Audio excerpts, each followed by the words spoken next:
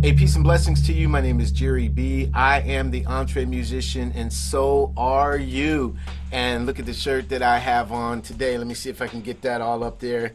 That is the shirt from the Fat Funk Click. I tell you why I'm wearing it. I'm wearing it because on the right side of your screen, my man Darrell Looney, whom I've been knowing for years, the ultimate EntreMusician, is here with us, and we're just going to hang out. I mean, he has so much to say, so much that I can learn about. I want to welcome Darrell Looney from the Fat Funk Click. What's happening, brother?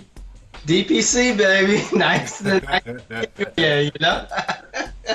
Thanks for representing the vibe, you know. I appreciate it. Absolutely, absolutely. Yeah, I wear this often. You know, I only have a few bands that I rep like this, you know, but definitely you guys are one of them. Thank you. Thank you. Yeah, I mean that was actually a wonderful time, and that's one of the things that we can talk about because I think that's one of the experiences that I actually learned from you about as far as the band and the changing from concept of it being a band to more of a collaborative concept and all of that kind of thing. Yeah, that's something that I picked up over the years and everything because bands are one thing, and collaborations and getting recordings out can be something totally different if not everybody's on the same page. So absolutely. Well, I'm going to. I think there's 3 or 4 significant things that I remember, and I'm going to get deep today because that's what we do. So be prepared. I know you're in your studio, so you got your shovel close by, so you can get really, really deep if you want to. But the first thing. The first thing that I remember that really drew us together as far as our first collaboration, or at least making the decision that we were going to collaborate, was way back in 2002. It was January 12th here in Youngstown, Ohio, at the Northeast Ohio Gospel Music Association. That was Michelle Stevenson. yes, I believe that's a family member of yours. And that's my cousin. She put that wonderful. It was an excellent event. Put it on for the very first time, and it was actually Sound Doctrine, the band that we put together. Their first gig was at that, and I think you guys flew in from New York, and you set the stage on fire, and that was the first time of knowing what the Fat Funk Click actually meant. Is that right? Exactly, because I got the guys to come down, and it was. And, that was one of those things where everything just sort of came together to make it happen. I mean, the flight was really cheap and was right on time and was very easy to do. The rental car just happened and came together, and, the hotel, everything just fell in place just like that, almost like magic, to make that happen. It was ready. Now, you guys had been together how long when that gig came up? Let's see, I think I've been hitting with some of those cats since like 98.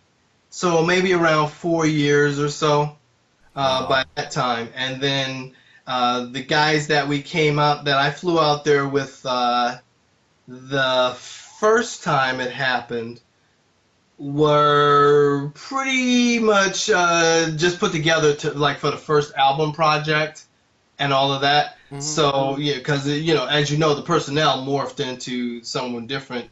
Sure. We first came out, but it was so about 4 years around that time I had been jamming with those guys.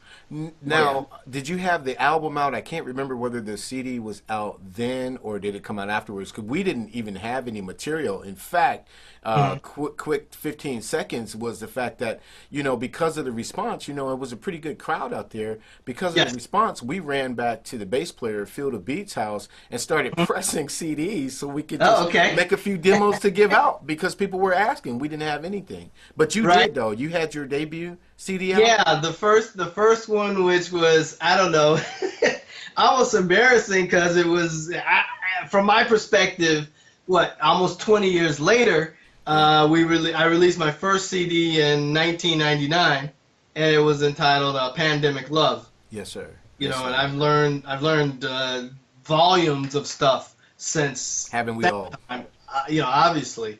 Everything from recording techniques to performance playing techniques and all of that since then. So I'd like to think that I'm a completely different musician now. Oh, you better be. That. So, because I listened to it, I was like, that's what I was playing? Why was Yeah. And I completely understand. I do. Now, before we go into the other times that our paths have crossed, Mhm. what I want, the viewers to know right off the bat is that you are also a doctor. You are a medical Yes. doctor. hmm So, were you into medicine before music, or can you tell us about that vibe, how that happened? Well, I was into music first because that's what I grew up in. I played violin in the jazz band in high school. And since high school, I've had like various bands. I played a little keyboards and various bands and all of that. And we put out like 45s and different recordings that we did. Give me some years. What year were we talking about? Oh, God. 80s, 70s? Let's see. It came out of Highland Park High, basically Detroit. Let's see, back in 81. Around from 81 to 85, I had various bands that I was in, doing like the music thing, mostly Mhm. keyboards. Kind of got back into the violin. When I got into college, taking classes and jamming with people and all of that sort of thing. So we're talking around 85, and we released a single, 45, back in 1985. And mostly from the 85 to all the way into like the early 90s, 1992, was focusing on school and medical school and all of that kind of stuff. Mhm. And that took a lot of my attention away from the music side, although I kind of dabbled here and there, Mhm. nowhere near what I was doing when I first came out of high school and stuff. When I first came out of high school, I was playing violin and keyboard so much, I actually had calluses that you Wow. develop. Yeah, a lot of people don't know that professional violinists develop calluses in certain positions and that kind of thing. Oh, Yes, and you're supposed to do that. And actually, it's a weird story because my family didn't know that playing a lot of violin, you develop calluses, and they thought I had a skin disease and all of that. And even the doctors at the time didn't realize that. My mom would take me to the doctor for a checkup and say, "What do you think of this? Look at his hands." Mm. And they'd see the calluses on my fingers and on my right hand, my bow hand, the calluses in a certain position. And also, nobody picked up on it or anything like that. And they say, "Oh, the kid plays violin in like 5 different groups. He's busy playing the violin all the time." So, Wow. So, so, yes. so now, what was the desire to become a physician? I mean, was that something that runs in your family, or was there a particular, you know, as a musician, music Mhm. music calls you. You don't necessarily choose it. Very few people True. say, "I'm going to be a professional musician." It's sort of a calling. Like I didn't choose to be a black man. I'm here, right? So, You're but a here. This is it. you know what I mean? But a physician though, Yes. that's a choice. What happened there? What was the Well, desire? the earliest I can recall, I believe I was 13. And that's the earliest time I can recall telling anybody that I wanted to be a doctor. Hmm. And as a matter of fact, that one day I missed the bus to school, the regular bus, like the school bus, the yellow ones. Yeah. I missed that one, and I had to take a regular city bus all the way across town to go to school that day. And the bus driver, I was telling the bus driver about it because he said, I don't usually ride that route. He said, "I've never seen you before. Who are you? What are you doing? Blah, blah, blah," and all that kind of thing. And he's like, "What do you want to be when you grow up?" I said, "Yeah, I want to be a doctor." I was 13, Hmm. you know. And it's a totally different world because now, at least living where I am now, my son is 13. I have no idea what he wants to do. Maybe he wants to be a filmmaker or something because he makes these stop motion videos and things. Yeah. But my son is 13. I can't imagine him getting on a bus and going anywhere across town. I understand. It's You a know, different world. Yeah, it's a totally different world now. I mean, it's like, I used to ride my bike. I don't know if you're familiar with Detroit at all, but, a little bit. I would hop on my bicycle. living at Woodward and 6 Mile, and I'd ride my bicycle from Woodward and 6 Mile area all the way down to Belle Isle. Hmm. And if you're familiar with, that's like, what, 15 miles? Yeah. One way. No thought though. No thought. Yeah. Think about it. And we didn't have cell phones. We didn't have Skype or Oh yeah. phones. stop, pop in a couple dimes and and call home. Yo, mom, pop, I'm okay. I'll be home, whatever. Well, the street light rule applied. Big time. And stuff, but the medicine thing has kind of been a part of my thought process since I was very young, and that sort of thing, and I kind of stuck with it. You go through different motions and changes in life as you develop, but you always set a goal for what you really want to shoot for, what's really put in here, the God-given thing to do that. Absolutely. But having grown up in Detroit, in a musical family, I had a cousin who was very good friends with Earl Klugh, the jazz guitarist, and George Benson. Yes, she was in her own right a very nice jazz guitarist, and I had a couple other cousins who were awesome musicians and everything. So they would go and they'd play around town and do a lot of musical oriented things. And I played the violin, and I always loved playing the violin. And at the time, Noel Pointer was really big. Oh yeah, I remember Noel. Yeah, remember him? Okay, and he used to come to town and all of that. And of course, I was too young to go into the clubs where he was playing to go and see him. Not even if I was with an adult. Certainly.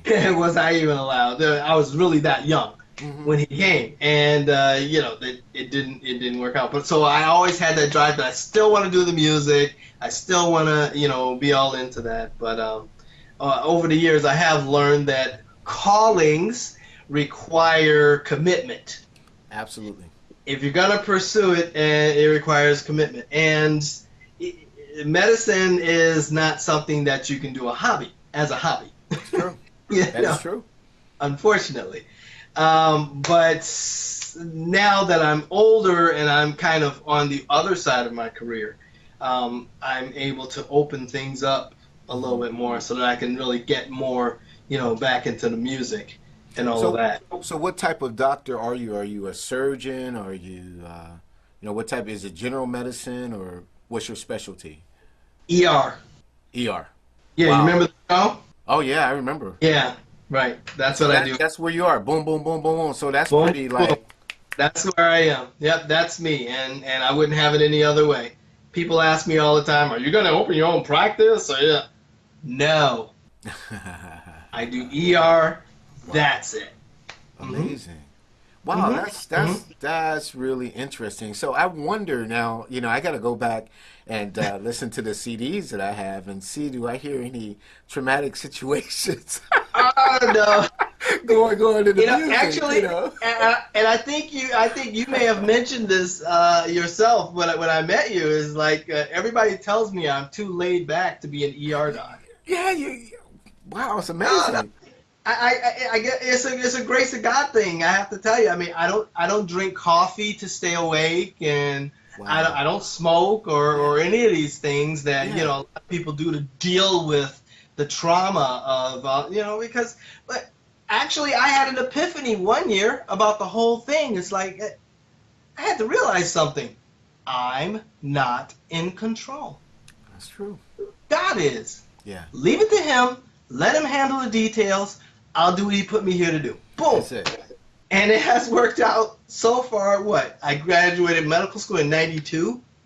What is that? 26 years? Yes. Yes. It's been it's been great. Amazing. Of course, has some changes, but it's great. Well, the changes. We're not going to talk about insurance or any of that stuff. Right. At least. Well, we can talk about it a little bit as related to musicians, because the last time we spoke in preparation and all of that kind of stuff, I ran into, and I rather recalled some really good tidbits that I'd like to share on that note.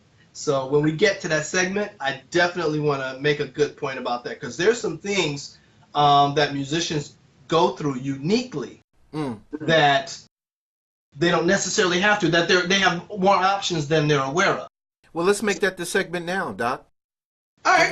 Give us that metaphor. Jump right on that. Okay, I just want to, Lynn, since we're talking health issues, right? Musicians, what is one of the number one things that musicians have to deal with as far as health and taking care of themselves and all of that kind of thing. It's got to be diet.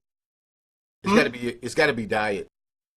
Diet and exercise and all that kind of stuff. But if you have a health problem, almost all musicians have issues with health insurance.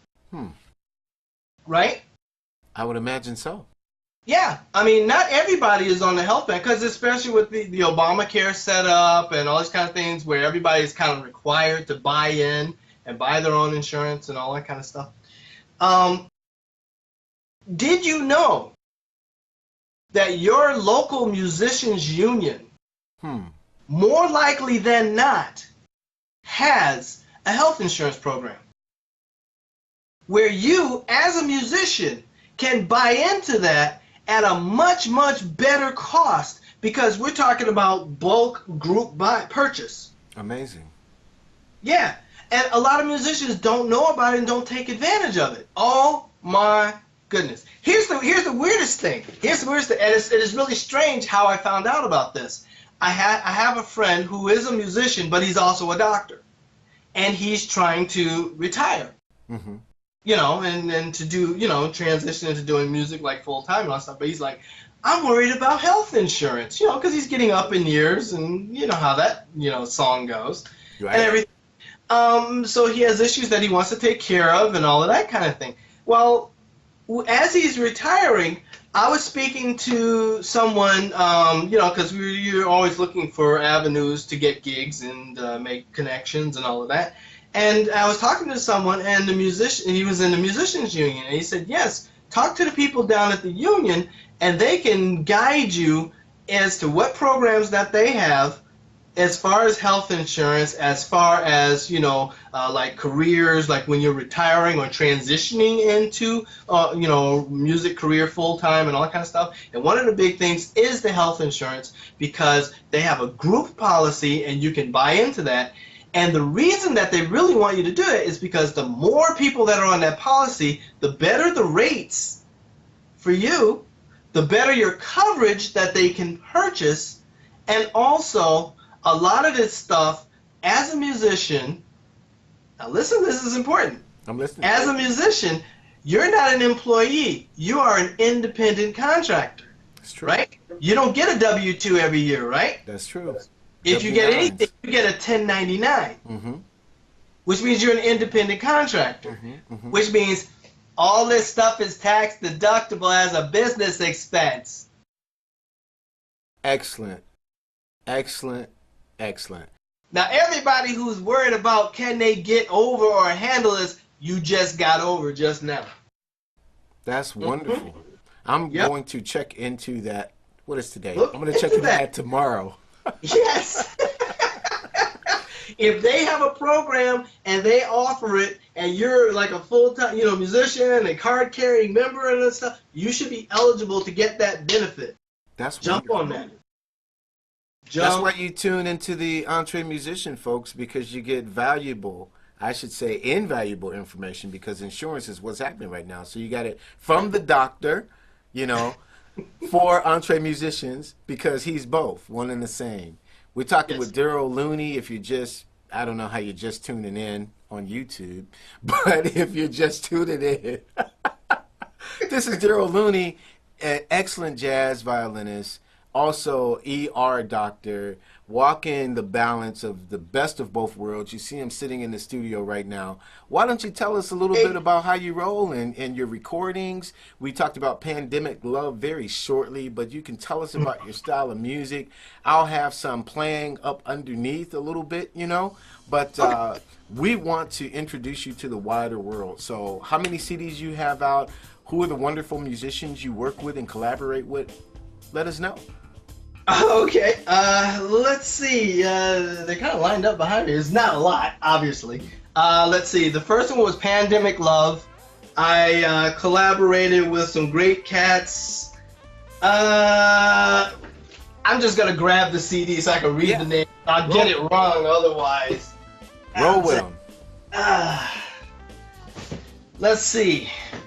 Brian Ellis on bass guitar. He came to Youngstown. Brian came to Youngstown. Yes. Yeah. He came both times that we came for the for the conference. Yeah. Let's see. There's a nice guitarist by the name of Rob Caggiano, who was this serious strumming cat. He was like, man, he has some mad skills, all that kind of thing. And we mixed it at this little studio down in Manhattan at the time called the Chop Shop. I don't know if they're still, in business and all that kind of stuff, but they were able to save the project for me, because at the time my ADAT machine that I was using, this is back like 97, 98, whatever, my ADAT machine got damaged, and I couldn't use any of the tapes, but they got all of my music off of the old ADAT tapes onto like CDs and track it out and all that kind of stuff, and did a lot of mix and master and everything for me. Wow. On that one. The second CD was after the group got together and we kind of got more stable. We put this one out in 2006 called Audiophile Advisory. All right. The songs, the second time we came to Youngstown, we were playing those tracks, but we hadn't gone in the studio and officially recorded them or anything like that. Gotcha. And I wrote some other songs to go with it, at that time. This was Brian Ellis on bass, Janet Rogers on keyboards, and Michael Thomas on drums. Yes. Janet is an awesome keyboard player. She's still doing stuff in New York. Absolutely. And now you're no longer in New York, right? You're in Chicago or Illinois area. Right. Well, I'm in central Illinois, like a couple hours south of Chicago. It's like a small town, 50,000 people, and that kind of thing. And it's really cool because you get to do a lot of things that you don't necessarily get to do in the big cities, because there's like so much always going on. Like even if I'm in Chicago, there's like 1,000,003 distractions, but a little bit more concentrated and focused here. So like when big people come to town, like I hung out with Black Violin. If you know those guys. I don't. Yeah. Will and Kevin. Yeah, they're cool and they're awesome. They have this thing. They're hip hop violinists. Wow. And they do a lot of commercials, and they tour. They do like 200 shows a year. Oh, wow. Yeah, all of this kind of thing. And check them out. Google them if you get a chance. Black Violin. Yeah, those guys, they're very serious and very down to earth and all of that. So when they came around here, we were all just hanging out. They did a sold out show at a local venue. Yeah, they got some mad skills. And the drummer, man, he's wicked. I can imagine. Oh, buddy. Seriously, you would love this guy. You'd love this guy because I know you could appreciate what he does. Oh, absolutely. And probably learn from him, I'm absolutely sure. I could tell you, this guy, he's just plain lethal, So it was a wonderful experience, and that's the nice thing about living in a small town, which is another lesson that I learned over the years as far as like music and all of that kind of stuff. Yes, it's nice to be in big cities like New York and Chicago and LA and all this kind of stuff, but you can't. The economics are not necessarily there to support you, whether you're a doctor or a musician. Yeah, understood. I've had a much better lifestyle and time and all that sort of thing since I moved out of the big city, New York, to a smaller town. And tell me, give me some of the contrast. Well, in terms of just like housing prices. The house that I managed to acquire here in this small little town, would not be affordable by me, even as a doctor, at least what I was doing in New York. Sure. You see, maybe the stockbrokers and those types of individuals who deal with big numbers can do that. But as a doctor, no, you're just working, just like everybody else. As a matter of fact, my first 2 years living in New York, I didn't even own a car. I rode the subway all the time, and that's just the way the economics are. Right. Your dollar goes further when you're away from the big city, and it surprised me actually. There are a fair number of big names that don't live too far from me. Where you are, but they just commute, right? Well, when it's time for them to do a gig or whatever, they hop to the big city or wherever they're going to connect. because when I first moved out here, you know Bob Baldwin. Absolutely. Yeah, right. That's how actually one of our one of our earlier connect ups. That's right.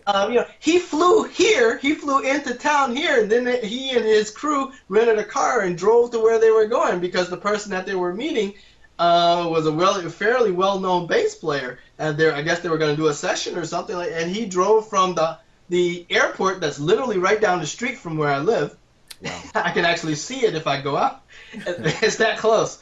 And he drove where he was going, to do his activity and all that kind of stuff. And I was like, wow, that's amazing. Well, I tell you, I got to give mad love to Bob every time his name is mentioned because you're right. We actually, Keith McKelly, who was playing saxophone with us at the time, we had all hooked up at the Capitol Jazz Fest.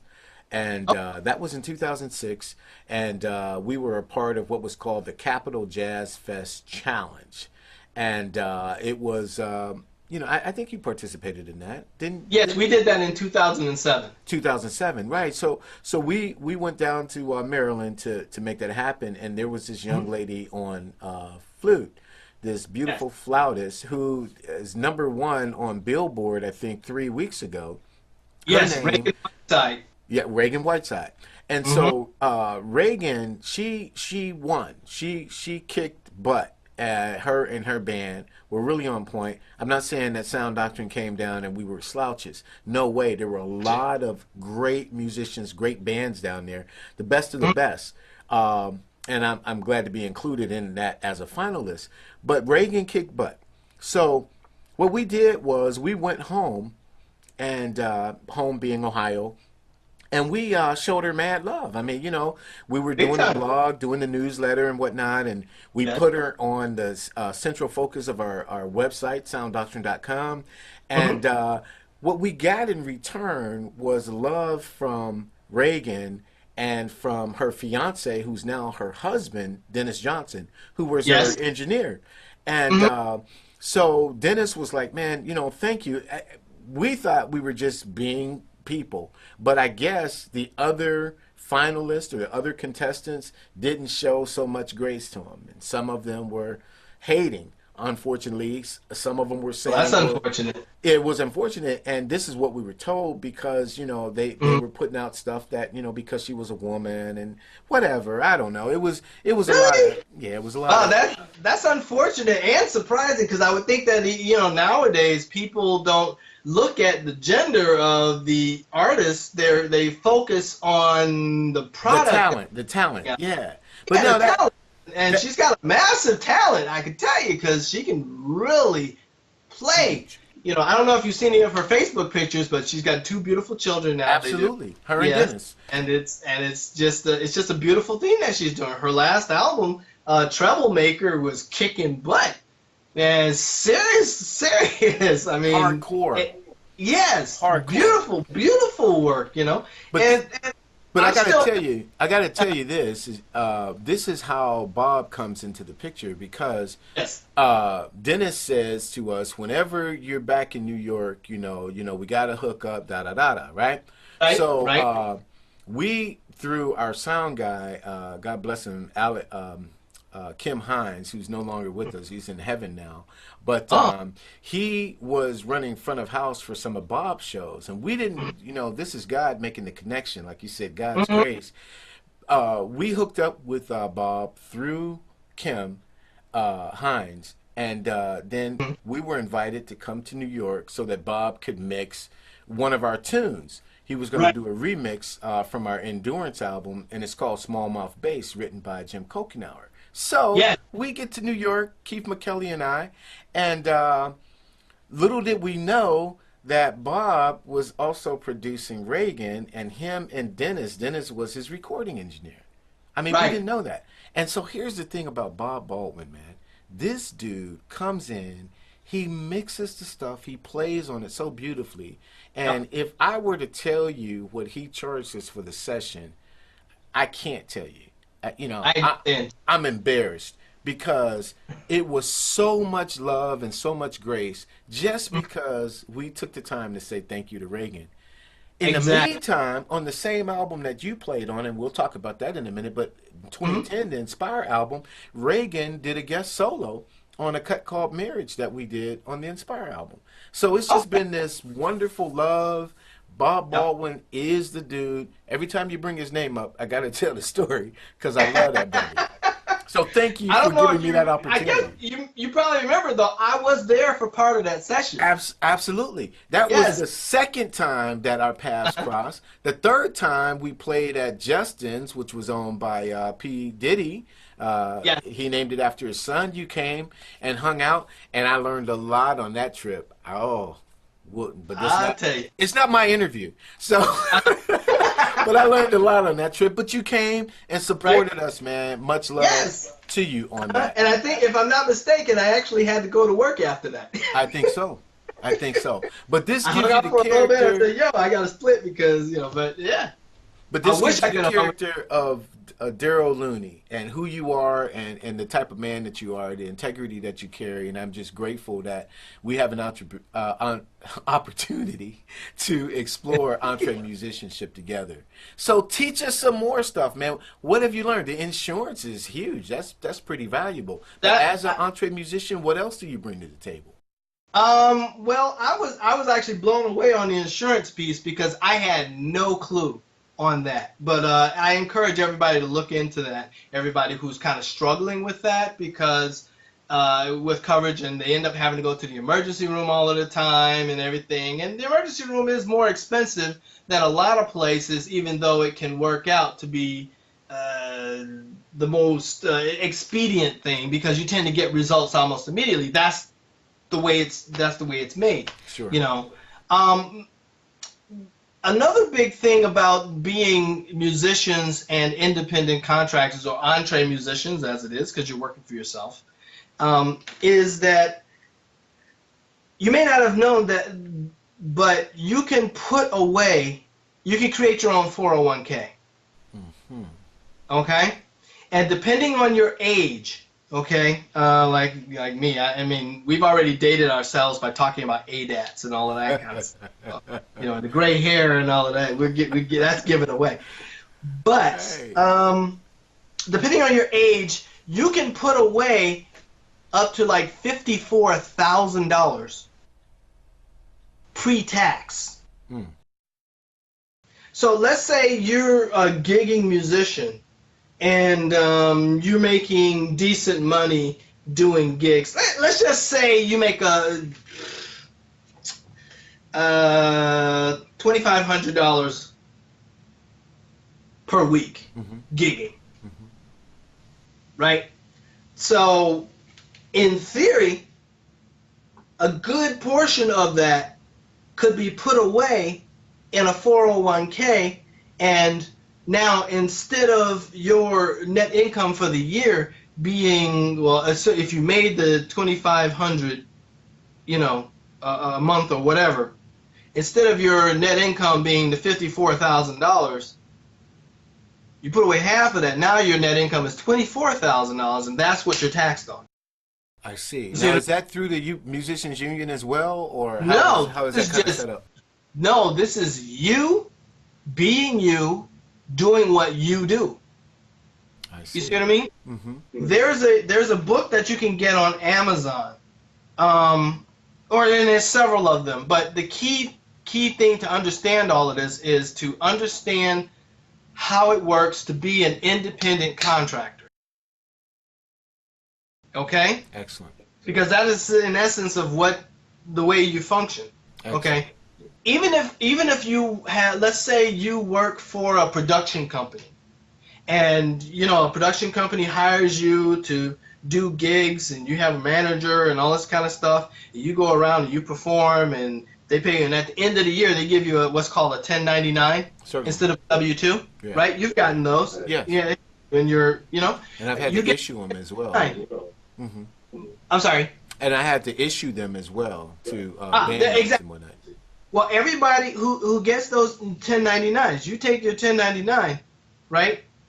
And depending on your age, and there's charts and all of that kind of stuff listed in this book and that kind of thing. And certain amounts of that, you can write that off and drop that into a 401k. So now you're building a nest egg for when you get older. That's good. You know, because that's one of the things that musicians tend not to do. That's true. Because musicians, right, we tend to live in the here and now. You Right? preaching, you preaching, brother. It's the truth. Yeah. We go from gig to gig, situation to situation, and it's like money hand to mouth. Yeah. You know, Yeah. that kind of thing. There's no real planning for like savings and all of that kind of stuff. And then depending on your situation, like if somebody gives you a 1099 at the end of the year, right? Let's say, well, you were supposed to be paying quarterly taxes. Since you got a 1099, you're supposed to be paying quarterly, Exactly. right? Right. Okay. You haven't been doing that. Yeah. You got a gig here, $20, gig there, $100, and this gig paid $250. You got a real big payday, $1,250. You see what I mean? I do. That's how the money flows. Mm-hmm. And that's how musicians are one, able to get themselves into trouble with the IRS, and two, are not able to get over financially because you don't watch the money flow. You're absolutely right. You know? And if you Absolutely. watch your money flow, and it's the same thing I say to people all the time, you actually have more money than you think you do. Oh yeah. You know? Because when we lived in our house in New York, I don't know, 5, maybe 6 years or something like that. When we moved, we were cleaning up. We cleaned up and we put all of the change in like one bucket, bag, whatever thing. Guess how much money we had? How much? $843 in change laying around the house. So that's why I'm saying to people, you have more money, more resources, and more power than you think you do. It's just a matter of taking control of it and deciding, I'm going to manage this, rather than just letting it happen to me and living in the moment. That's you know, good. right? Because that's what a lot of people do, and that's how a lot of people go through, and then, oh, there's the complaint, oh, I never get over, or I can never make it, and, oh, they just don't pay me right, and all that kind of stuff. Yes, that may well be true, but you have a lot more than you think you do. You just have to take control of it, take hold of it, and focus it, and make it work for you. That's absolutely great advice. I mean, because we know, especially among, and you know, I'm not trying to split hairs here, but there has been some very famous black musicians who you would think that, you know, they were in the lap of luxury because of the amount of content that they have out. But at the end of the day, when they you know, passed away, you know, there are fundraisers and crowdfunding and different things just to have a funeral for them or to Just to provide have for. on us. And you go, you know, what happened? Because they were always on the road, they were always recording. They have this content out that, you know, Right. will live on. But what happened? It was improper planning. So you preach Improper planning and improper management truth. of their own person, right? Because you see, the good. guys that end up having to go through fundraisers and all that kind of stuff in order to get buried or to have their health thing, there's usually personal management issues That's true. that were not handled. That's true. Whereas the guys who did not have that problem, who managed their situation, you don't hear about that from them Absolutely. or their families, right? That's You absolutely just right. hear, oh, so and so has passed away, and here's the information, and you know we respect appreciate the privacy and and the solitude and all of that kind of thing, and it's not black musicians versus non-black musicians versus any others. It's everybody. Wow. It's everybody across all groups, and 100% of the time, 100% of the time, and you don't get that too often, but 100% of the time, if there are these issues at the end of life or at the end of the career or whatever, the underlying problem was one of management. Yeah.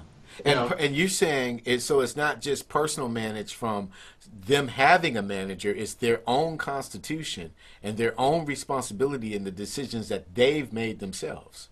Correct. Exactly. 100% of the time. Yeah. 100%. Because if you make the right decisions for yourself and your career in terms of, and I'm not talking about just getting the right break. Sure. Because I've had so many breaks with music and the opportunities. It's like, how come nobody has heard of you? But it's about knowing what to do with those pennies and those dimes and those nickels, yeah. and not being frivolous and buying the new car and That's you right. don't know how you're going to pay for it just because you got a big advance. Yes. And all the things. So you want to have the look. Right. No. Yeah, Never, absolutely. ever buy into the hype. Never buy into the hype. You're You know? absolutely right because I mean, you don't have to have the latest iPhone. I mean, you Right. keep the iPhone 5, keep the iPhone 7, whatever. You don't have to step up every time because those pennies are what's going to make you. And I learned, how do I put this? I learned because money is like a roller coaster for a musician. You have it and then you don't have it. And then when you have a family and you have children, and Right. every penny has to count. So yeah, I mean, we drove the Sound Doctrine van until the Sound Doctrine van could not be driven anymore and just stopped on the road like, Right. that's it. But that thing had taken us to Maryland and Virginia and D.C. Right. and New York. I mean, we did everything that we could possibly do. And then it's like, Right. okay. But you don't go out and get the new Flash. You got to go hunting again. Right, and you're not doing this. I'm not going unless I fly first class. And really, You know what? We're going to have 2 interviews. I can tell right now this is going to be a 2-part interview. right? You know, 'Cause you were because the breaking it down. music industry is not what it used to be. Absolutely. It is not what it used to be. And that's why we have to go in deeper into what it means to be an EntreMusician.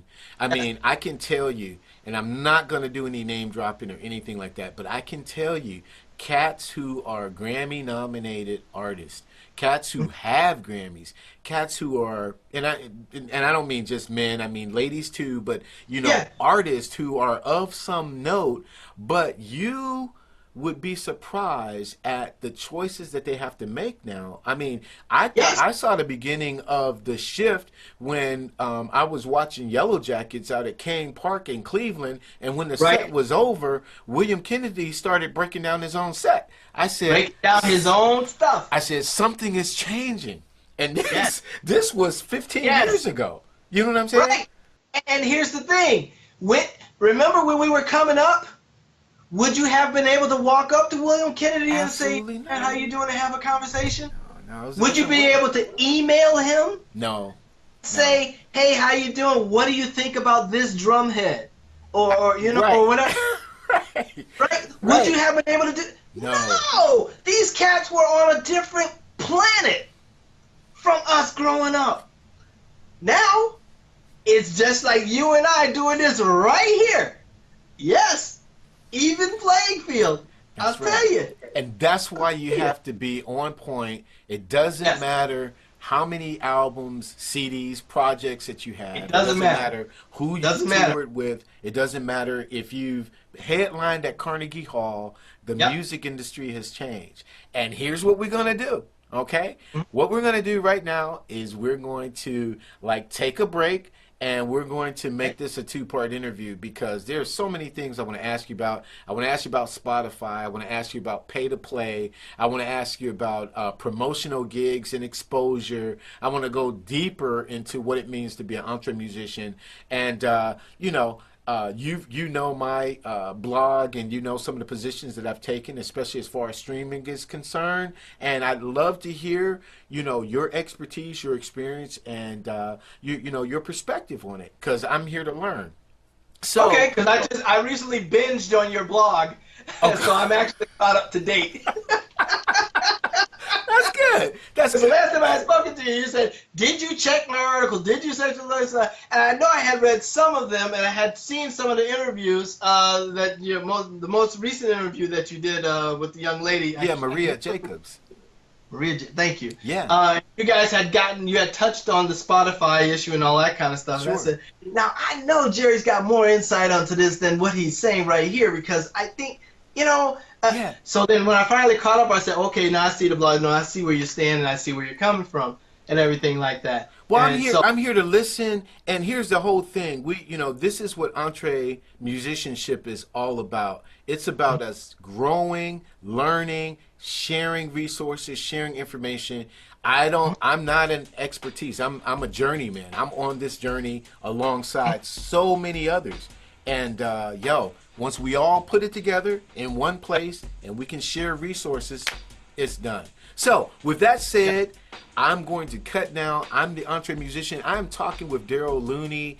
I want to say of the Fat Funk Clique, but he might have 5 or 6 other projects that we don't even know about, because we have really just begun to dialogue with this. But we're going to cut the segment off here and visit the EntreMusician.com. You can download our free ebook, 50 engaging ways to turn your fans into family. You can go over to fatfunk.com, and that's PHAT, fatfunk.com. Learn more about Darrell and his music, and then scroll and find out where segment number 2 of this interview is, because we're going to throw them up at the same time. Peace and blessings to you. I'm Jere B. I'm the EntreMusician, but so are you. Hey, we'll see you next time. God bless.